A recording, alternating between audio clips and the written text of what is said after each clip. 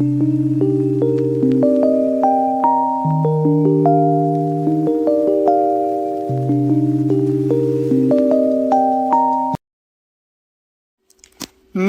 बहन की शादी को 6 साल हो गए हैं। मैं कभी उसके घर नहीं गया। होली, दिवाली, रक्षाबंधन पर कभी कभी मम्मी पापा जाते हैं। वो लोग आर्थिक रूप से काफी कमजोर हैं।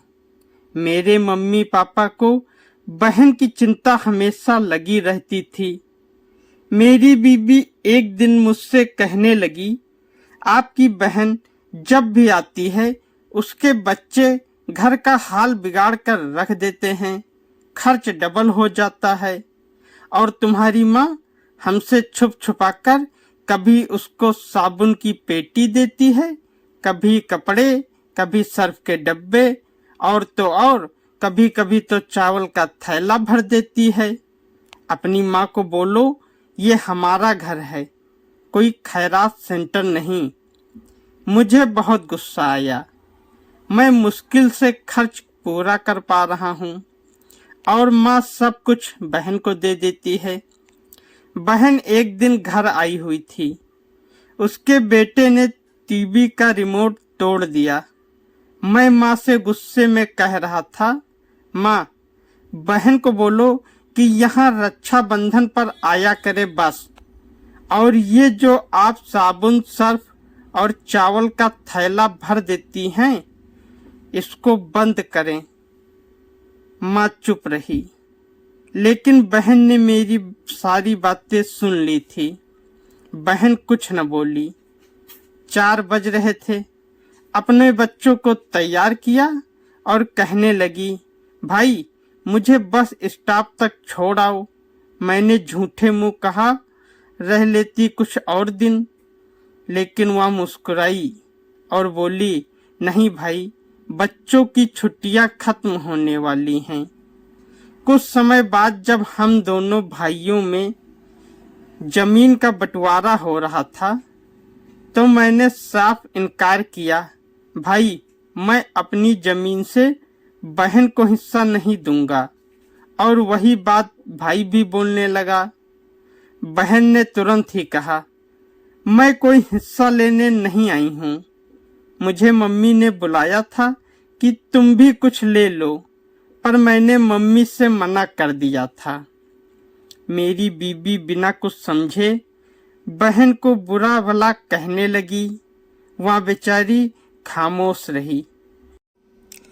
खैर, बहन ने फिर भी मुंह नहीं मोड़ा हम लोगों से और घर आती जाती रही।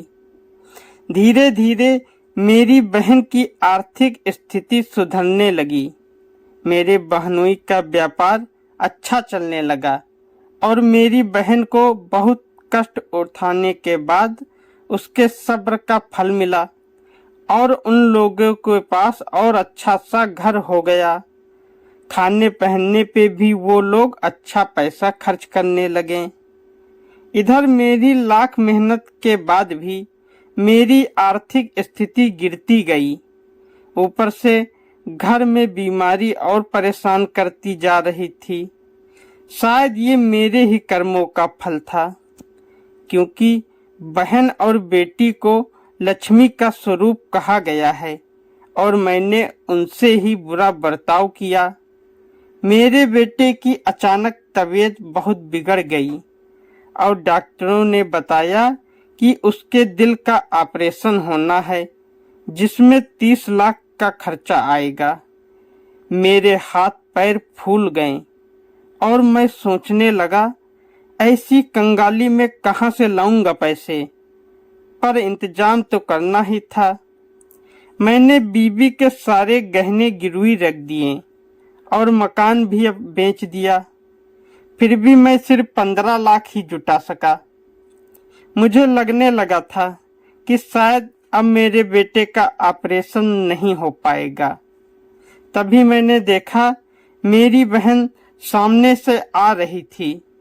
शायद मम्मी पापा ने उसे सब बता दिया था। वो आते ही मुझे पकड़ के रोने लगी और डांटते हुए बोली, हमें क्यों नहीं बताया। मैं चुप रहा। क्योंकि मैं बहुत शर्मिंदा था। उसने मेरे सर पे हाथ फेरते हुए कहा, भाई आप इतनी तकलीफ में थे, हम पता भी न चलने दिया। उसने मुझसे कहा, देखो कैसे हो गए हो सोच सोच के। फिर मेरे बहनोई मेरे पास आए और 20 लाख रुपए मुझे देते हुए कहा कि अच्छे से इलाज करवाओ। अब मैं बहुत ज्यादा शर्मिंदा हो गया और उन लोगों से नजरें नहीं मिला पा रहा था। मैंने कांपते हुए हाथों से पैसे पकड़े और बहन के पैर के पास रोने लगा। उसने मुझे उठाया और गले लगाते हुए रोने लगी। मेरे बेटे का ऑपरेशन हुआ और वो बिल्कुल ठीक हो गया। हम लोगों का घर बिक गया था, इसलिए वो हम सबको अपने घर में ले गई और मैं उन लोगों के कारोबार में हाथ बटाने लगा। मैंने अपने घर में उसके साथ कैसा कैसा बर्ताव किया, और एक वो है जो वो हम सबको इतने प्यार से बच्चे की तरह पाल रही है। हम भाई कितने मतलब परस्त होते हैं, बहनों को पल भर में बेगाना कर देते हैं और बहनें भाइयों का जरा सा दुख बर्दाश्त नहीं कर सकती। दोस्तों, बहन और बेटी लक्ष्मी का स्वरूप होती है। वो जो भी खाती है, करती है, वो सब उनके भाग्य का होता है, उसे कोई काट नहीं सकता। और बहन बेटी के खुश रहने से माँ लक्ष्मी का आशीर्वाद भी बना रहता है। कहानी पढ़ने वाली सभी माताओं बहनों को मेरा प्रणाम। हैप्पी रक्षाबंधन। दोस्तों, अगर आपको कहानी अच्छी लगी है तो वीडियो को लाइक करें, शेयर करें और हमारे चैनल को सब्सक्राइब करें। धन्यवाद आप सभी का।